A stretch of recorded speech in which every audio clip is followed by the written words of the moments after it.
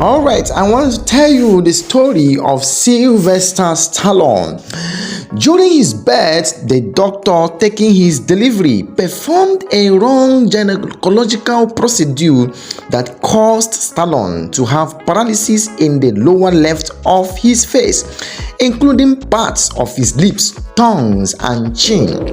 This made his face have a permanent snail-like look to it. Also, when he spoke, his speech was slightly slurred. To make matters worse, at school, the other pupils made fun of him because of his paralysis. This forced him to start bodybuilding because he wanted to both defend himself. Well, I felt at the time that the cinema, at least the movies I had been seeing, were at an all-time low. Everything was anti-society, anti-Christ, anti-government, anti-everything, and there was no one to root for. And I also feel that film is very cyclic, so I wanted to get back and frighten away those who bullied him. In the course of his bodybuilding adventure, he took a liking to the movie industry and wanted so badly to become an actor. Around 1974, his wife got pregnant, and all Sylvester possessed included a dog that he loved a lot, many bills that needed to be paid, and absolutely no success in his movie career. But then, he also had a rock solid belief in his dream that he was going to make it big in life. Soon a time came when he went flat broke and was heavily indebted. Things got so bad that he had to sell his wife's jewelries, and in no time they were kicked out of their home and thereby becoming homeless. His desperate situation forced him to take a hard decision that led him to parting with his dog. This was the same dog he had earlier risked his life to save at a wildlife reserve. The dog had been attacked by a wild ostrich who was bent on pecking the dog to death. Instead of Stallone to protect himself and get out of the harm's way, he jumped out of his car and went after the two animals. In the process of trying to get his dog away from the ostrich turned on him and began to peck him instead. But he managed to save his dog. However, when his condition got really bad, he sold the same dog for a paltry sum of money. 2 weeks after that, he watched a boxing match between Muhammad Ali and Chuck Wepner. Muhammad Ali was practically slaughtering Wepner in that match, but Wepner refused to give up. Every time he was thrown to the ground, he kept rising back to fight, even though his chances of winning were slim. That match was like a flash of inspiration to Stallone, as it motivated him to write his first movie script to become an instant hit. He actually wrote out the whole script in a notebook in just 20 minutes. When the script was completed, he went from one movie studio to the other with the aim of getting them to buy the script and cast him as the male lead in the movie.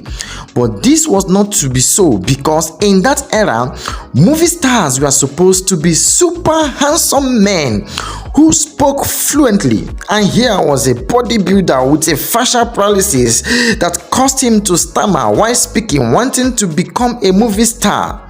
To many observers, Stallone was simply a joker.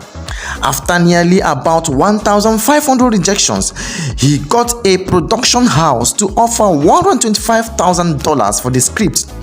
You would have thought Stallone would accept the offer with both arms and feet thrown wide open, but he didn't, simply because they only wanted the script and not him for the lead role.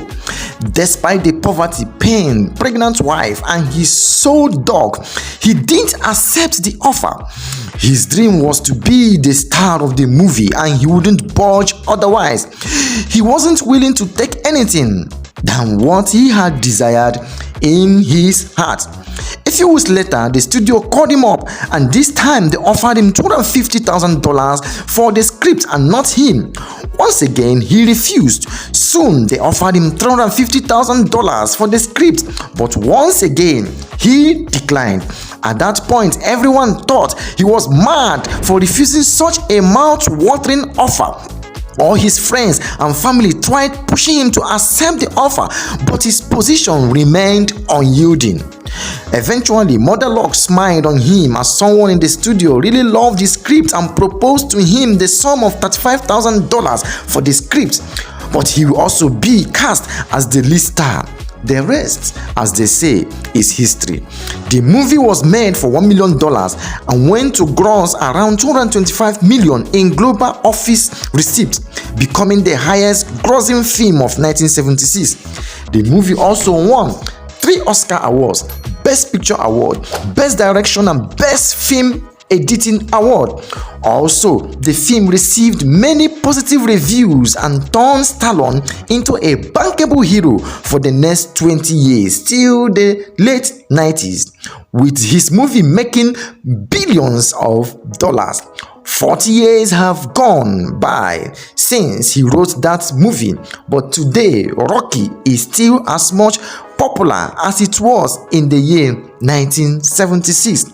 And what did he do with the first $35,000? Well, he went back to meet the person he had earlier sold his dog to and bought the dog back for an undisclosed amount of money. These are the words of Sylvester Stallone, and I quote, "Let me tell you something you already know. The world ain't sunshine and rainbows. It's a very mean and nasty place, and I don't care how tough you are, it will beat you to your knees and keep you there permanently if you let it. You, me, or nobody is gonna hit as hard as life. But it is not about how hard it is. It's about how hard you can get hit and keep moving forward. How much you can take and keep moving forward. That's how winning is done." This is from Sylvester Stallone. Dear friends, the thing is this, that what was meant to act as a crisis in his life later turned out to be the very thing that brought him success, wealth, and fulfillment. At times, crisis might be used by God to remove the mediocrity of life. In other words, challenges, problems, troubles, and crises as they come so that we don't remain as we are today. They come to challenge and not just to bring out the very best in us and for us to do much more than we ordinarily would. Now the question is, what are the challenges that you are facing in your life? Are you discouraged? You want to give up? Let the story of Sylvester Stallone encourage you and push you towards your success and towards your goal in life. Thank you for watching. I am your friend. I'm your brother, PJ.